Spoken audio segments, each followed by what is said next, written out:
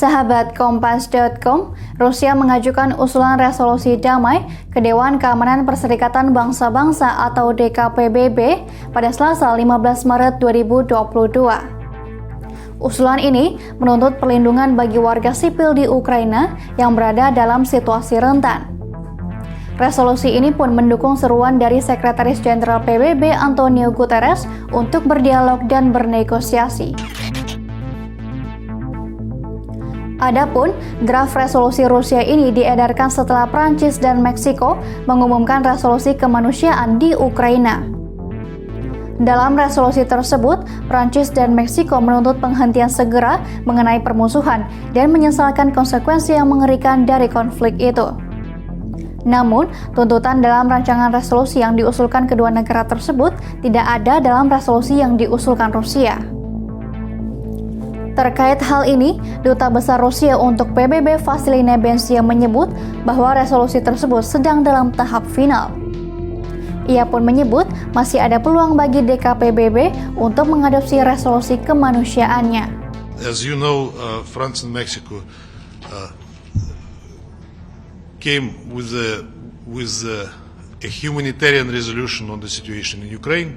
It has been already more than a week that they introduced the initial draft, and we said from the very beginning that we would be prepared to adopt a humanitarian resolution on the situation in Ukraine, provided that this is not a disguise to blame and shame Russia again.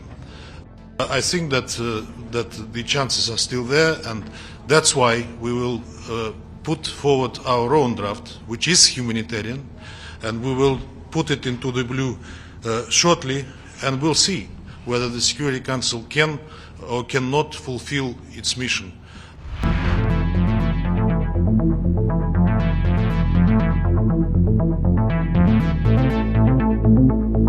Memasuki akhir pekan ketiga invasi ke Ukraina, Rusia menyatakan keinginannya untuk mencapai perdamaian.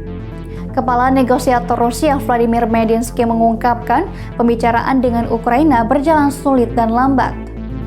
Namun, Rusia menyebut dengan tulus menginginkan perdamaian sesegera mungkin.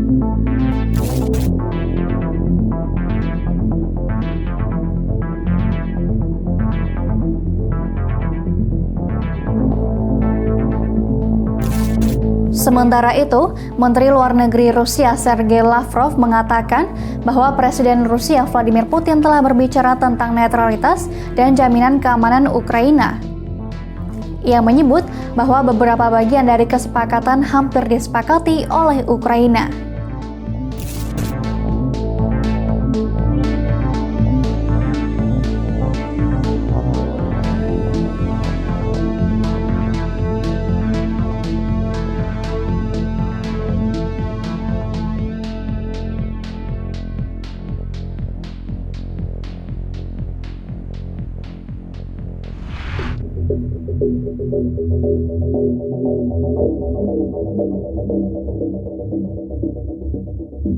Terkait kesepakatan damai, Presiden Ukraina Volodymyr Zelensky menyebut negosiasi yang diupayakan kedua belah pihak kini lebih realistis.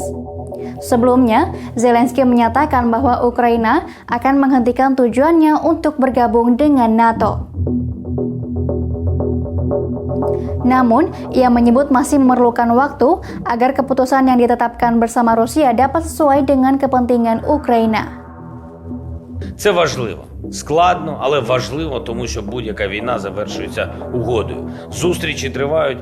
Як мені доповідають, позиції на переговорах звучать вже реалістичніше. Проте ще необхідний час, щоб рішення були в інтересах саме України.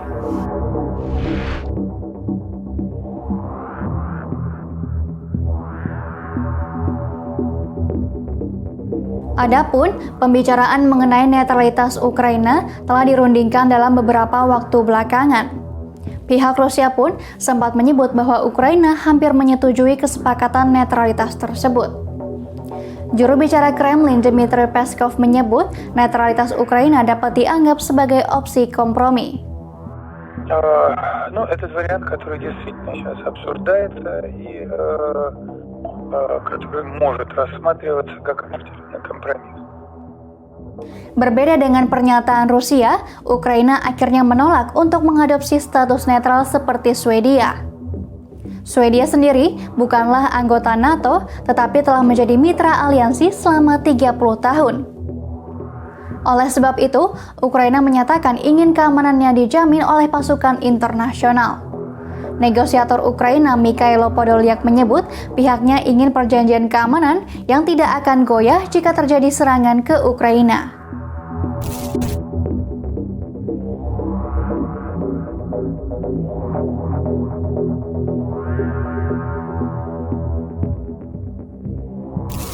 Demikian news update, simak informasi terupdate lainnya hanya di kompas.com, jernih melihat dunia.